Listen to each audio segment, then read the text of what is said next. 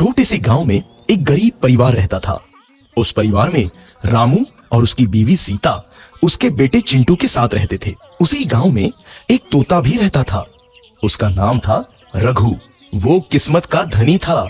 जहां भी जाता वहां किसी भी चीज की कमी नहीं पड़ती थी।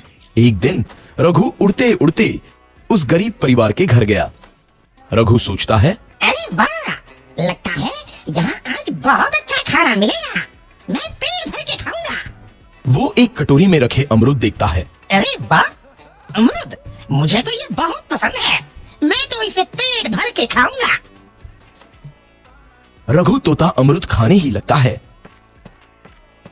तभी सीता रघु को अमरूद खाते देखती है तो गुस्सा हो जाती है और उसे वहां से भगा देती है। भाग यहाँ से, न जाने कहां से आ जाते हैं। मैं तो परेशान हो गई हूं इनसे। सीता के भगाने के बाद रघु चुपचाप से एक कोने में रहता है। धीरे धीरे उस परिवार की बरकत होने लगती है। एक दिन रामू और सीता खाना खाते वक्त बातें करते हैं। आजकल हमारी बहुत तरक्की हो रही है, काम भी अच्छा चल रहा है। रामू कहता है। इस पर सीता कहती है, सच कहा, भगवान हमेशा ऐसे ही हम पर मेहरबान रहे। बेटा चिंटू भी कहता है। पिताजी, मुझे खिलौना लेके दो ना, मेरे सभी दोस्तों के पास है। रामू कहता है, ठीक है, जरूर लाऊंगा। सीता कहती है, कितने खुश है सब, मेरे परिवार को किसी की नजर ना लगे। एक तरफ ऐसी बातें होती हैं तो दूसरी तरफ रसोई में रघु तोता भी अमरूद खाते रहता है। मजा आया, अमरूद खाया, मजा आया, अमरूद खाया, मजा आया।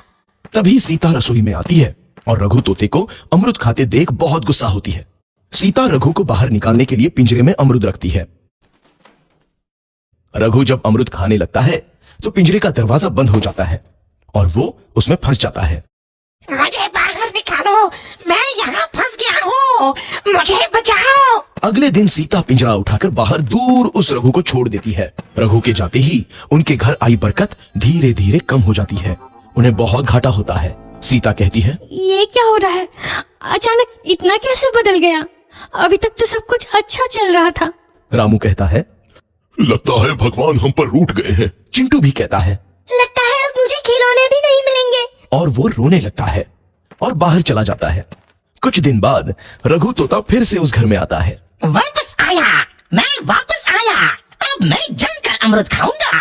रघु सीधा रसोई घर में चला जाता है और अमरूद खाने लगता है। कुछ देर बाद सीता रसोई में आती है और रघु को देख कहती है, एक तो घर में पहले से इतनी दिक्कत चल रही है और ऊपर से ये तोता मुझे और परेशान कर रहा है। सीता रघु को वहां से भगा देती है। रघु उड़कर किसी कोने में छुप जाता है। कुछ दिन बाद धीरे धीरे उस घर की बरकत वापस आने लगती है। काम भी अच्छे से चलने लगता है। एक रात जब रघु तोता अमरूद खाने जाता है तो पिंजरे में फंस जाता है। ये लोग आखिर चाहते क्या है? एक तोते को शांति से अमरूद खाने क्यों नहीं देते? मैं कौन सा चोरी कर रहा हूँ, बस अमरूद ही तो खा रहा हूँ। तभी रामू वहां आता है और पिंजरे में रघु तोते को देख उसे बाहर छोड़ देता है। ये तोता भी कितना जिद्दी है, बार बार वापस आ जाता है। जैसे ही रामू रघु को छोड़ देता है, अगले दिन से फिर से उनके घर की बरकत जाने लगती है। काम में घाटा होता है।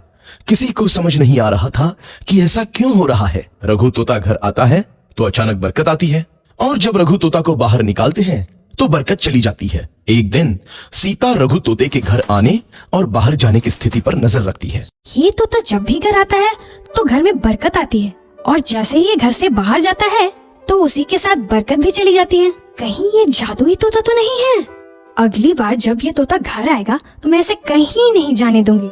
सीता रघु का बहुत इंतजार करती है लेकिन रघु तोता दोबारा उस घर में कभी नहीं आता।